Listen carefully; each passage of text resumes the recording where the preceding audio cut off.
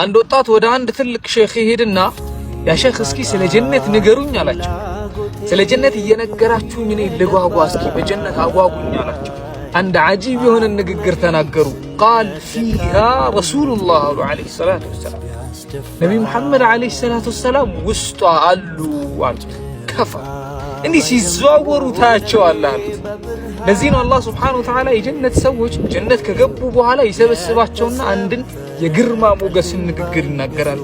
እነ ሃዛ ለሪዝቁና ይህ የሰጠናችሁ ነገር የሚያማምሩት ነገሮች በእጃችሁ ያለው እኮ የእኛ ሲሳይ ነው ይላል አላህ። የእኛ ሪዝቅ ነው፣ ከእኛ ዘንድ የሆነን ሪዝቅ ነው የሰጠናችሁ። ይህ የሰጠናችሁ ነገር ደግሞ ኢንጆይ እያደረጋችሁበት ያሉት ነገሮች ደግሞ እንዳትፈሩ ማለሁ ሚን ነፋድ መቀነስ፣ ማለቅ፣ መጥፋት፣ መውደም፣ መክሰም ምናምን የሚባሉት ነገር አያቅም ይላል አላህ። ደልብ ዘና በሉ ይላል ጀና አቡ አላህ ሱብሓነሁ ወተዓላ የጀነት ሰው ያ ሰላም